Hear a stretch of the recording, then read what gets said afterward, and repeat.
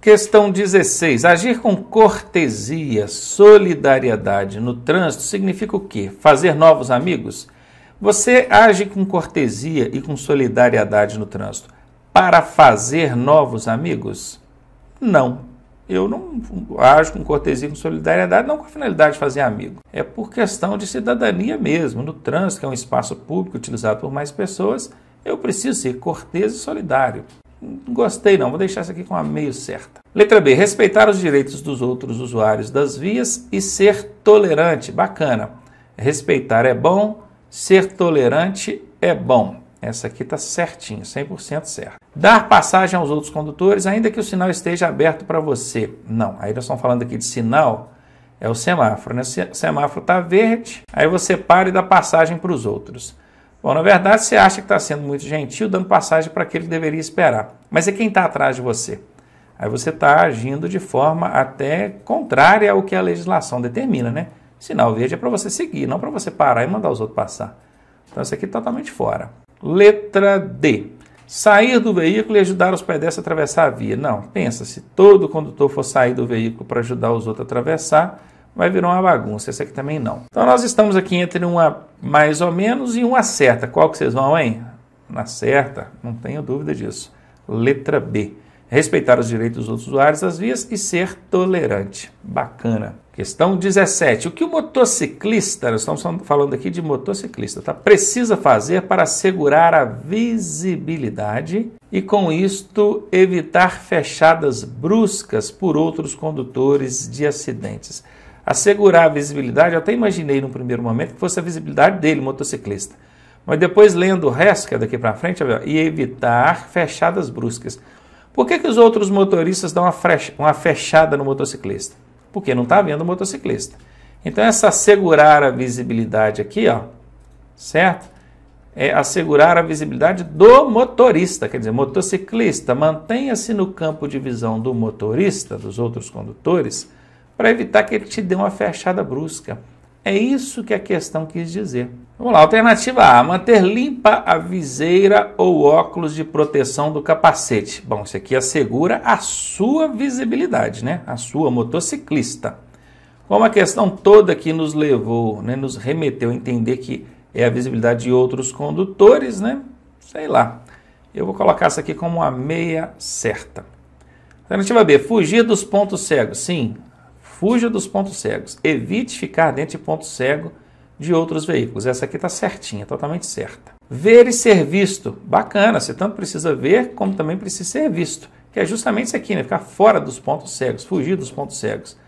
Também está certa. E aqui a alternativa D diz que todas as respostas estão corretas. Bom, se a gente considerar essa meio certa aqui, né? Porque eu fiquei em dúvida, porque aqui está dizendo, não é que está errada a alternativa A, mas ela está se referindo à visibilidade do motociclista. E aqui a questão toda nos remeteu a entender que é a visibilidade do motorista.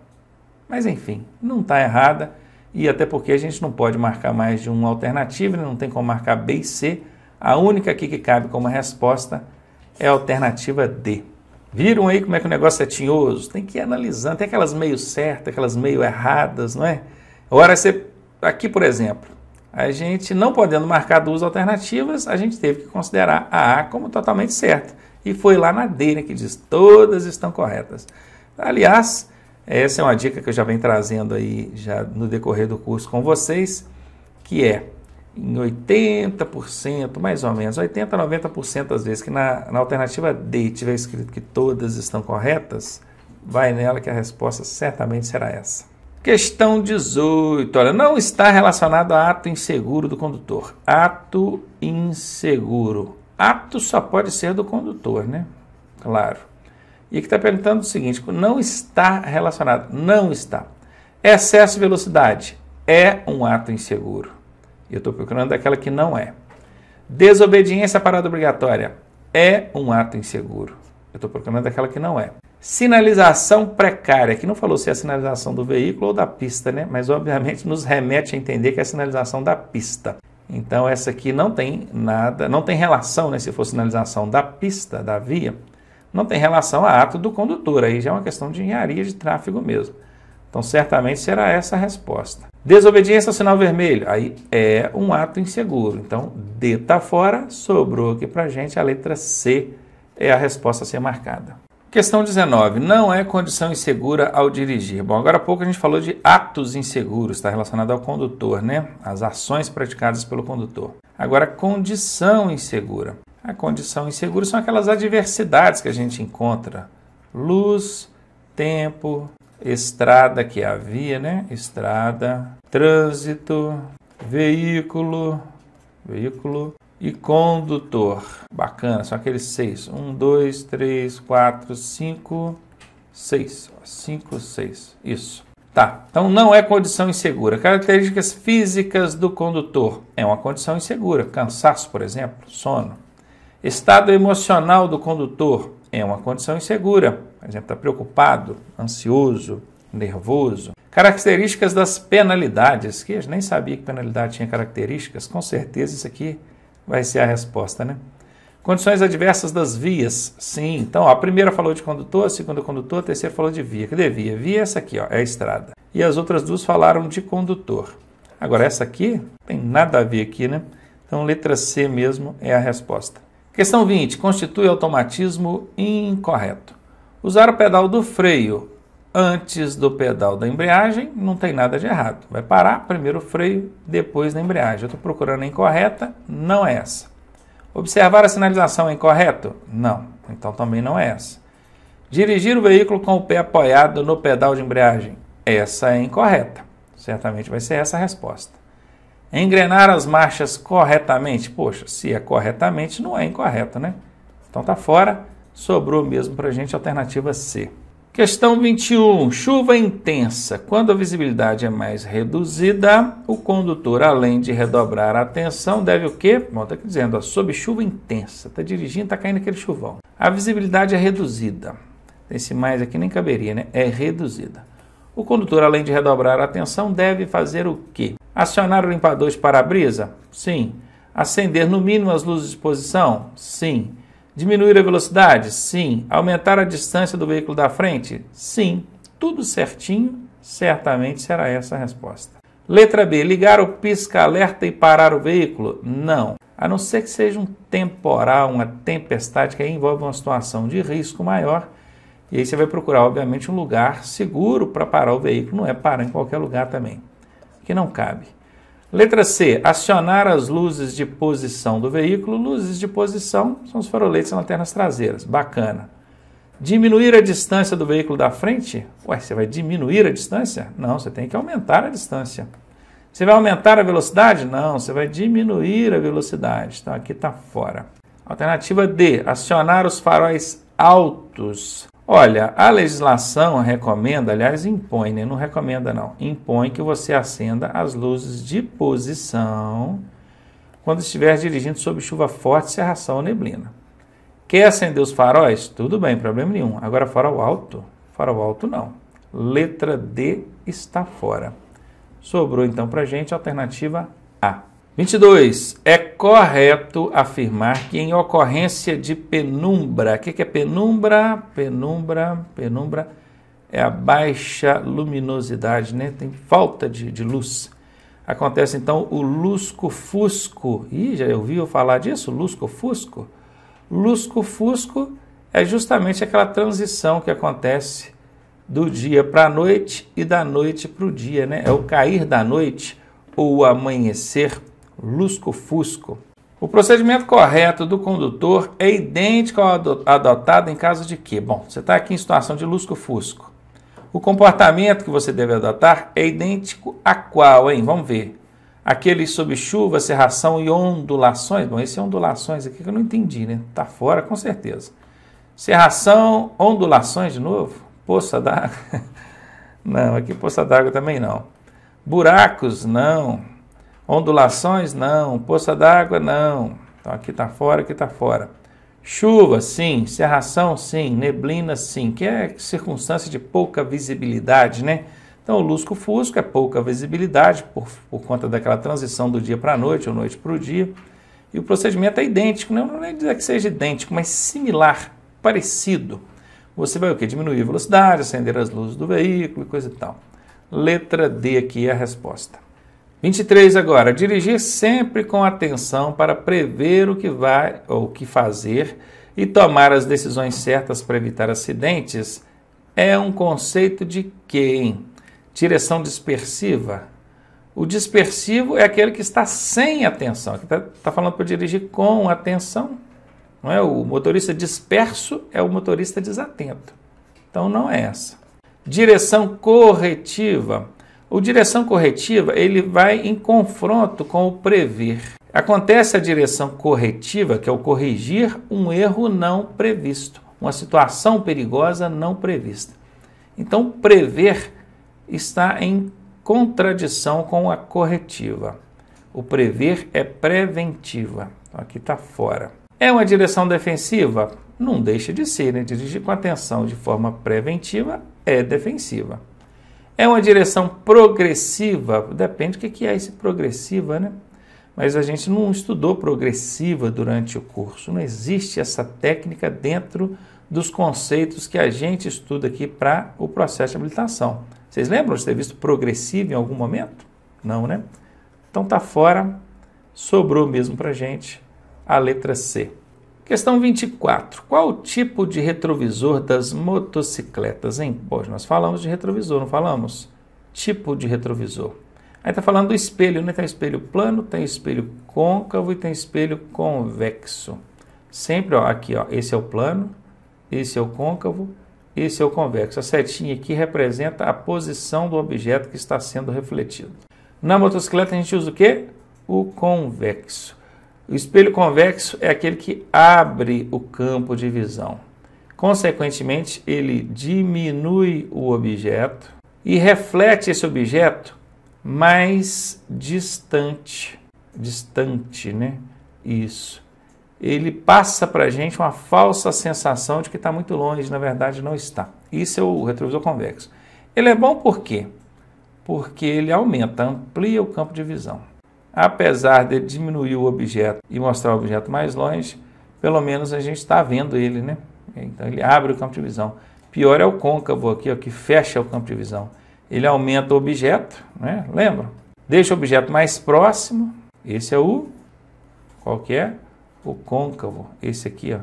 Esse aqui não pode ser usado em motocicleta de jeito nenhum, porque ele fecha o campo de visão.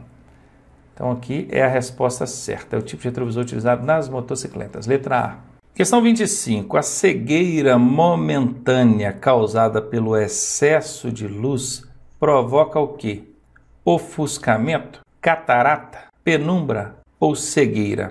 Bom, até estranho, né? Porque, na verdade, não causa penumbra. A penumbra é a falta de luz. E aqui nós temos o excesso de luz. Catarata também não tem nada a ver com isso aqui. Essa catarata aqui não é as cataratas do Iguaçu, não, tá, gente? Isso aqui é aquela doença mesmo que está no olho. Agora, a cegueira momentânea, ela provoca o quê? Cegueira. Claro, né? A própria questão já está dizendo. Mas eu tenho certeza que o examinador aqui quis nos remeter ao ofuscamento. Só não soube colocar as palavras, né? Olha, a cegueira momentânea causada pelo excesso de luz. Excesso de luz é o quê? Ofuscamento. Então, letra A é a resposta. Às vezes a gente se depara com questõezinhas mal elaboradas assim também. Então, esteja preparado para isso. Questão 26. Se um condutor de veículo se deparar no trânsito com outro condutor agindo de forma incorreta e que venha a prejudicá-lo, ele deve fazer o quê? Deixar que o acidente aconteça para fazê-lo pagar pelo erro. É a coisa mais estúpida que eu já vi na minha vida, né? Claro que não. Vai deixar o acidente acontecer para fazer o outro que errou pagar pelo erro dele? E você vai ganhar o que com isso, né? Nada. Letra B. Ceder o seu direito para evitar consequências maiores? Aí sim, eu concordo. O motorista defensivo abre mão do direito, abre mão da razão, visando aí a segurança. Então pode ser essa a resposta. Alternativa C, fazer valer o seu direito. Bom, se você impor o seu direito, aí você não está abrindo mão do direito. Ou abre mão ou impõe o direito. Como eu já acabei de dizer que o correto é ceder o direito, abrir mão do direito, com certeza não é a alternativa C. E a alternativa D diz ceder a vez e, logo à frente, castigar o condutor infrator com uma fechada. Você vai dar uma fechada nele no trânsito? Loucura, né? Absolutamente não. Alternativa B é a resposta. Adequar a velocidade às diferentes características das vias permite ao condutor dirigir numa velocidade segura. Por isso, você deve decidir em cada situação qual a velocidade segura, obedecendo o limite estabelecido, observando as suas próprias condições, as de seu veículo e da via. Bom, achei bacana, não vi nada de errado aqui não. Vamos ver a letra B. Confiar na sua habilidade de dirigir, pois dirige há mais de 10 anos. Estranho, né? Primeiro, como é que pode afirmar que o cara dirige há mais de 10 anos? No caso de vocês aí, há ano nenhum, né? Vai começar agora. Mas confiar na sua habilidade e esquecer o resto? Claro que não. Alternativa C. Verificar se outros veículos trafegam em velocidade segura e imprimem maior velocidade que o seu. Que importa a velocidade dos outros? Você tem que preocupar com a velocidade do seu veículo. Quando a gente vai analisar ali as circunstâncias para poder ver que velocidade que você vai usar, vai imprimir ao dirigir o veículo, você deve observar uma série de coisas. Intensidade do trânsito, de veículos, pedestres, as condições da via, se a pavimentação é boa, se tem buracos, se tem sinalização, se tem mato na pista, tempo, se está chovendo, cerração, neblina, pouca visibilidade, como é que funciona, do seu carro, do seu cansaço. Tem um monte de coisa que a gente precisa observar na hora de analisar qual velocidade vai imprimir. Agora, se tem uma que não interessa para a gente, é a velocidade do outro. Ele que entra na velocidade que ele achar que convém, desde que não venha para cima de mim, né? Então, não interfere. É indiferente para mim a velocidade que o outro está andando, tá? Então, a alternativa C aqui está fora. Alternativa D. Saber que tem um veículo potente e que pode fazer percursos radicais. Boa, gostei dessa, hein? Letra D está fora, claro, fiquei aqui com a letra A. Questão 28. O condutor dirigindo corretivamente terá que... O corretivo é aquele que não previu, ou não previu, né? Não previu. É assim? Acho que é isso. Ele não previu a situação de risco. Então ele teve que agir com muita habilidade, né? Teve que ser muito habilidoso para evitar o acidente. Vamos ver? Alternativa A. Diminuir antes de transpor um cruzamento. Condutor dirigindo corretivamente terá que diminuir antes de transpor um cruzamento. Se ele diminui antes de transpor o cruzamento, é sinal de que ele já está prevendo um perigo, um risco. E se ele está prevendo, aí não é corretiva, é preventiva, né? Então, letra A está fora. Corrigir uma situação de risco não antecipada? Exatamente. Corretivo é corrigir. Corrigir por quê? Porque ele não previu, ele não antecipou. Então, certamente vai ser essa a resposta. Manter a distância do veículo da frente? Olha, se ele mantém distância do veículo da frente, é porque ele já está prevendo um risco. E se ele previu, então não é corretiva, é preventiva. Então, aqui está fora. Frear moderadamente? Se ele freia moderadamente, não é corretiva, é preventiva. Então, está fora. A corretiva aqui é exatamente a letra B de bola. Questão 29. A finalidade da direção defensiva é a condução em alta velocidade? Claro que não. Seria, então, a condução de forma educativa e segura? Olha, se fosse de forma educada, talvez, né? Mas educativa, assim, dá aquele sentido de que você está querendo educar alguém? Será? Talvez sim, né? Pelo exemplo, vamos deixar isso aqui como uma meia certa. Na dúvida, eu vou colocar ela como meia certa. A finalidade da direção defensiva é a condução de automatismos incorretos? Não. Incorretos, não. C está fora. A finalidade da direção defensiva é a condução sem interferência do autocontrole? Poxa, se o autocontrole não for importante na hora de dirigir, eu não sei de mais nada. É com a interferência do autocontrole. Você tem que ter autocontrole. É com, não é sem, não. Então aqui está fora. Fiquei com aquela meia certa mesmo. Tá? Letra B de bola, hein? E, finalmente, questão 30 para fechar aqui a nossa disciplina de direção defensiva.